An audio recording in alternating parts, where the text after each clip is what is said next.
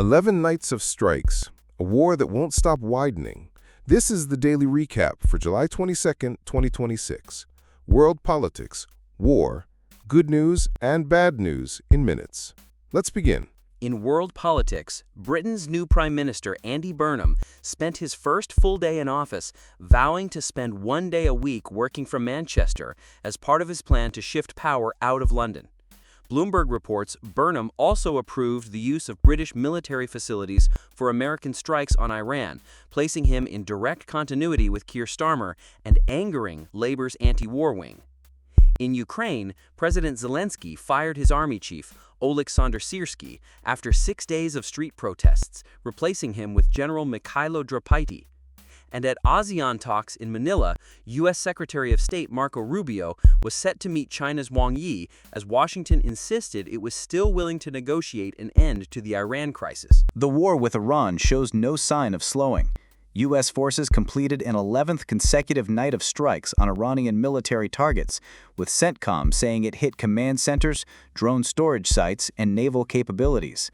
President Trump threatened to attack a suspected underground nuclear facility known as Pickaxe Mountain pretty soon and very heavily, prompting Tehran to warn of wider regional escalation. Iran fired back, launching missiles and drones at U.S. bases in Bahrain, Kuwait, and Jordan. A tanker was struck in the Strait of Hormuz, and Iran-backed Houthi rebels opened a new front, declaring a blockade on Saudi-linked shipping in the Red Sea, forcing Saudi oil tankers bound for Asia to turn around. The Pentagon says the war has now cost $37.5 billion, with at least 18 American service members killed. In good news, Lebanon's army began deploying troops in a southern town after Israeli forces withdrew under a U.S.-brokered deal, a small but real step toward calm on the Israel-Hezbollah front. And in a quieter story, 6 beluga whales, rescued from a Canadian marine park that could no longer care for them, arrived safely at a sanctuary in the United States, ending years of captivity.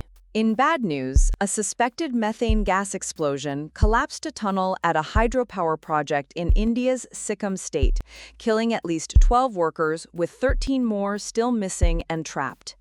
In Chile, severe storms have killed at least 13 people, destroyed around 2,800 homes, and left more than 60,000 cut off by washed-out roads. Monsoon rains killed at least 14 more across Pakistan's Khyber Pakhtunkhwa and Punjab provinces. And in China, a landslide killed at least 8, with dozens still missing as the country entered its peak flood season.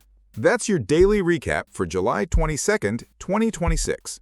If this helped you stay informed, subscribe and hit the bell. New world news every single day. See you tomorrow.